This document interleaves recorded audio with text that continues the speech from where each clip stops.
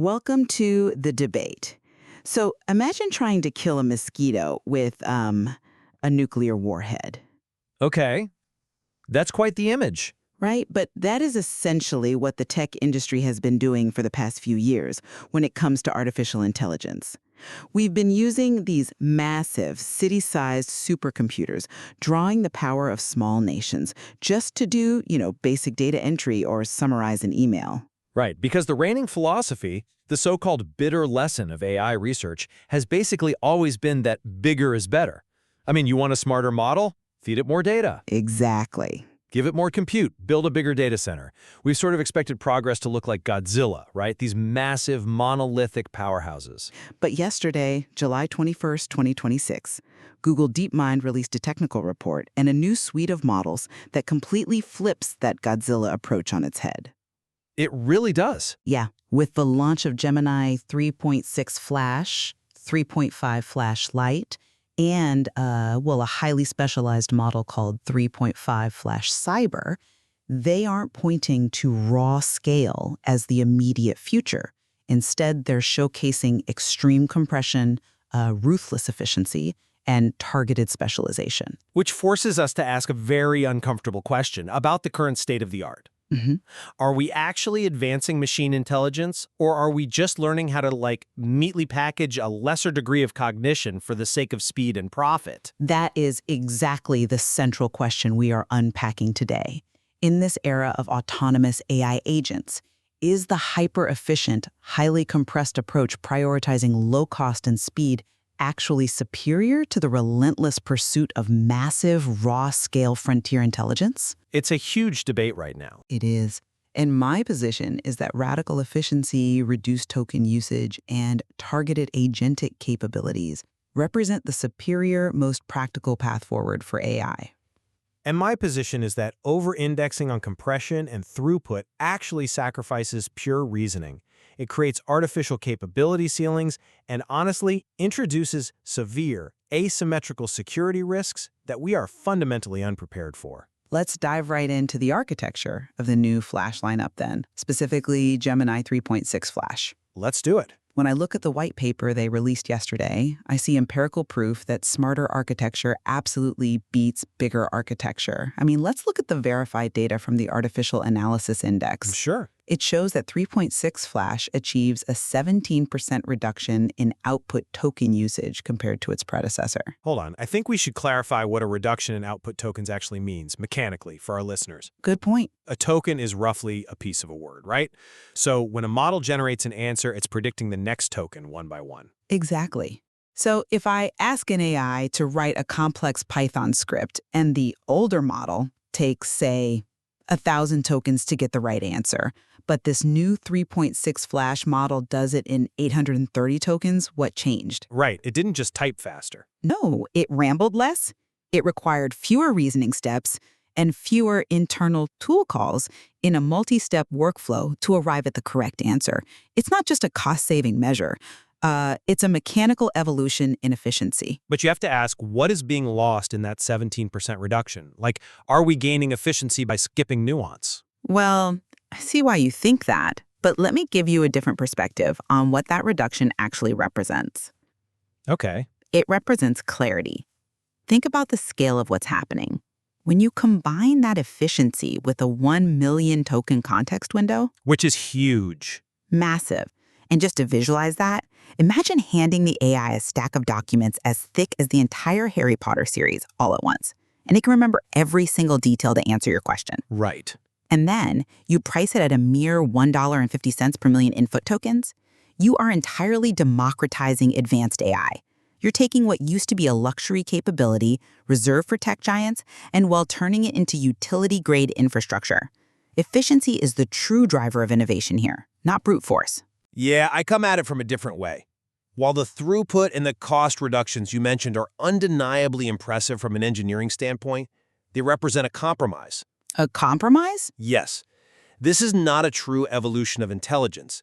If you look closely at the broader benchmarks in the report, They explicitly acknowledge trade-offs in extreme reasoning. Trade-offs how? Exactly. Well, we still see that massive frontier-scale models, like the leading iterations of Claude or GPT, maintain distinct advantages in pure unstructured reasoning tests. To get those blazing speeds, Google is relying on models like 3.5 Flash-Lite that require flexibility in their thinking levels. Right, they scale the compute.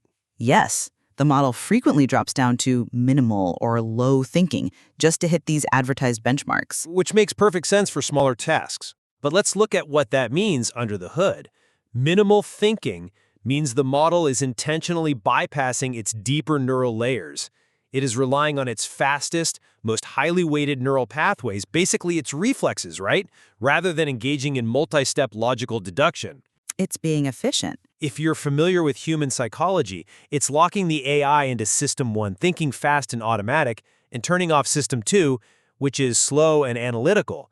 That is a shortcut. It is an economic concession masquerading as a cognitive breakthrough.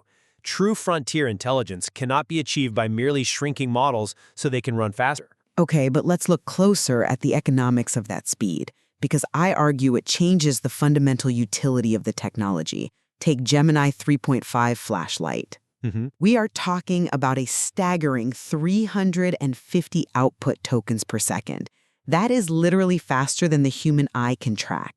It is incredibly fast, I'll give you that.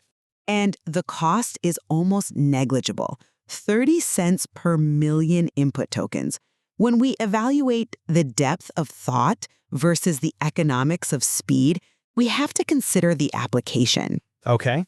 Using a massive raw-scale frontier model for daily data extraction, document analysis, or routing sub-agents is exactly like using a supercomputer to balance a basic checkbook. It's a misallocation of resources, you're saying. A massive misallocation. Sufficient intelligence operating at blistering speed is vastly more valuable for the digital infrastructure of the future than slow, ponderous genius. We don't need every piece of software to be a philosopher. Right. Sometimes you just need a really fast, highly reliable clerk. I'm sorry, but I just don't buy that. Let me tell you why.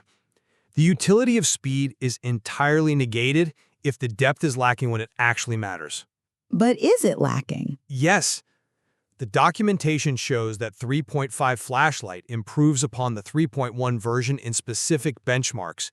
For example, it does better on HLE human-level evaluation and Charkiv, which is a test for character-based parsing in complex visual documents like PDFs. Right. It reads charts beautifully. It can read a chart extremely fast. But by engineering an entire ecosystem that relies on these minimal or low thinking levels to maintain that 350 tokens per second illusion of competence, we are intentionally dumbing down the AI. Dumbing down is a pretty strong phrase. I don't think that's fair. I would say we are calibrating the cognitive load to the task at hand. You don't engage deep philosophical reasoning when you're tying your shoes. But that calibration creates a remarkably brittle foundation. Think about the enterprise infrastructure we are building right now. If we train an entire ecosystem of corporate applications to rely on shallow, fast extraction, what happens when they encounter complex edge cases? They route the complex query to a larger model. That's the entire point of the tiered system. But an edge case doesn't always announce itself. It doesn't raise a red flag and say, hey, I'm complicated. Well, Let's say it's processing a standard invoice, but this specific invoice has a complex legal disclaimer attached that completely changes the payment terms. If the model is constrained by its low-thinking parameters, it isn't going to pause and route the task to a smarter model. you don't think so? No, it is just going to confidently output the wrong answer at 350 tokens per second. We are building a high-speed rail system without structural integrity checks. I'm not convinced by that line of reasoning because you're assuming these compressed models are universally shallow, and the empirical data simply does not support that. How so? Because you're right, those enterprise economics don't matter at all if the AI makes catastrophic mistakes, which forces us to look at how these smaller models actually behave when you ask them to build something step by step. Let's shift from raw speed to how these efficient models perform in complex multi-agent workflows. Okay, let's look at the coding capabilities. Right. The shallow accusation falls apart completely when you look at the verified benchmarks for Gemini 3.6 Flash. In Deep Soup, which tests software engineering capabilities, it jumped from 37% to 49%. That's a solid jump. It is. MLE Bench, a benchmark specifically testing machine learning engineering tasks, which is essentially AI building AI, reached nearly 64%. And SWE Bench Pro hit almost 59%. I'll concede those are significant jumps, but we really need to explain how it's achieving those numbers. It's achieving them through agentic loops. Think of an execution loop like a chef tasting soup. A traditional giant monolithic model cooks the whole meal, hopes it's good, and serves it to you. If it's wrong, you have to prompt it again. Right, a one-shot generation. Exactly. An agentic workflow, what 3.6 Flash excels at, tastes the soup, realizes it needs more salt, adds the salt, and tastes it again before ever serving it to the user. It is solving problems through iteration. Right. Look at OS World Verified. This is a test of a model's ability to actually use a computer interface like a human would, clicking, typing, navigating menus. Gemini 3.6 Flash's capabilities rose to 83%. Wow. Yeah. It is producing more accurate code, reducing unwanted edits, and crucially, minimizing those execution loops. It's getting the soup right on the first or second taste. That is not shallow, that is highly refined, targeted intelligence. That's a compelling argument. But have you considered that dominating highly structured agentic coding tests is fundamentally different from broad, pure intellectual reasoning? How so? I mean, programming is pure logic. Yes, but it's deterministic logic. When a model operates within a coding environment, it has immediate programmatic feedback. A compiler tells it exactly when and where it is wrong. It can run a test suite and see the red errors. Sure, it has tools. But it is operating within a closed, rule-based system. The DeepMind report explicitly notes that competitors maintain an edge in pure reasoning. This tells me that they are optimizing the Flash architecture to perfectly game specialized benchmarks. Gaming the benchmarks? Yeah. Being an exceptional, specialized coding agent does not mean the model possesses the deep, associative reasoning required for open-ended problem-solving in the messy, unstructured real world. But open-ended problem-solving is becoming less relevant than specialized agentic problem-solving. I mean, if you're a developer listening to this, this is the paradigm shift you need to care about. We are moving from the era of the oracle, one giant brain that knows everything about everything, to the era of the swarm, thousands of cheap, fast micro-experts working together. The swarm. Okay. Which brings me to the ultimate extreme of this approach, Gemini 3.5 Flash Cybercop. Oh, right. The swarm's deadliest bee. Exactly. This model is the absolute triumph of this specialized, hyper-efficient AI paradigm. It is fine-tuned explicitly for cybersecurity. By stripping away the need to be a generalist, by removing all the parameters that tell it how to write a sonnet or translate French, it beats the massive main models in CyberGym. It does. It beats them in Big Sleep, which is a benchmark requiring the AI to handle incredibly complex, massive code bases like Google Chrome and Safari. It is certainly effective at finding flaws, I won't deny that. It's unprecedented. It excels at vulnerability detection in the V8 JavaScript engine, which is notoriously difficult to parse because of how dynamic the code is. And because it is hyper-efficient, it can be integrated directly into Google's CodeMender agent. Right. This proves that a specialized multi-agent approach reduces those execution loops and fixes unique vulnerabilities far better than any generalized giant model ever could. You don't need a massive oracle to fix a zero-day vulnerability, which for our listeners is a flaw in software that the vendor doesn't even know about yet. You need the hyper-focused specialist. I agree that the capability of Flash Cyber is remarkable, but we absolutely must address the dark side of this hyper-competent specialization. The dark side? Yes, because the technical report is very clear. Access to Flash Cyber is strictly limited to governments and verified partners. Why? Because the security risks are catastrophic. The reports indicate that state actors, specifically naming China and Iran, are already utilizing AI for sophisticated attack planning. Which is exactly why defensive agents like Flash Cyber are necessary. We need the swarm to defend the network. But the sword cuts both ways. When you create a highly efficient, hyper-specialized cyber agent that perfectly understands complex code bases and execution paths, you are essentially creating a weapon. Well, The exact same logic that allows it to detect a buffer overflow vulnerability in the V8 engine allows it to exploit one.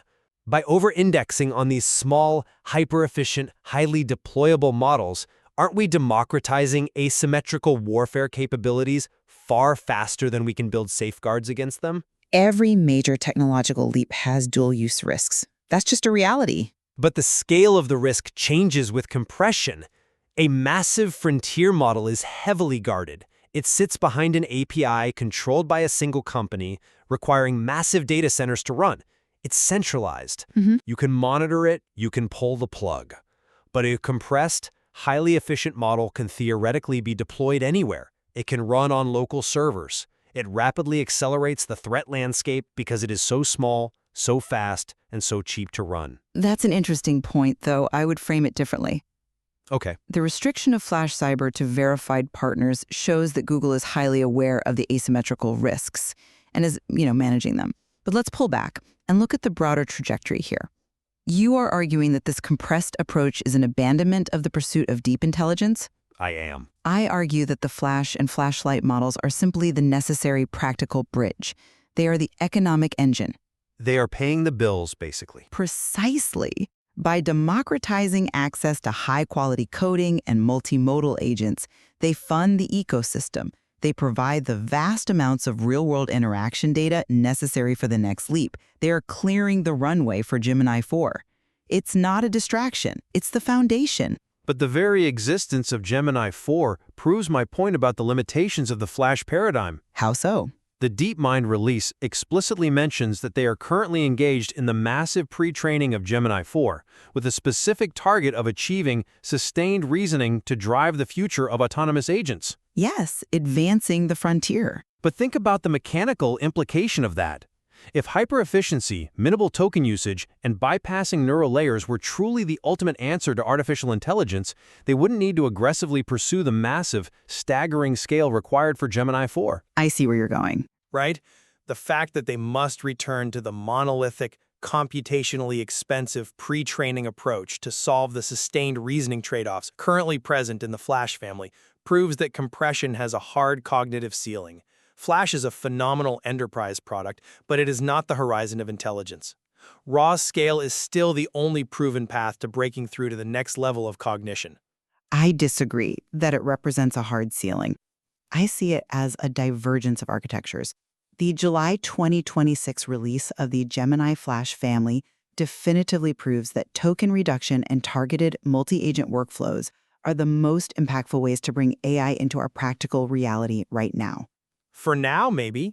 Achieving a 17% reduction in output tokens while increasing benchmark performance in complex engineering tasks is a staggering feat. By democratizing these tools through models like 3.5 Flash-Lite at 30 cents a million tokens, we are fundamentally altering how the digital world operates. That accessibility, that integration into everyday infrastructure is the true frontier. And I maintain that while speed and cost reductions are excellent for high-throughput enterprise tasks, we cannot ignore the documented trade-offs. The reliance on minimal thinking levels to achieve those speeds sacrifices the deep, unstructured reasoning that defines true intelligence. Even with the benchmarks. Yes. Furthermore, the severe security risks demonstrated by the need to heavily restrict models like Flash Cyber show the inherent dangers of creating highly competent, deployable micro-agents. True capability, the kind of sustained reasoning required for fully autonomous, generalized systems, still requires the raw scale that we are waiting to see in Gemini 4.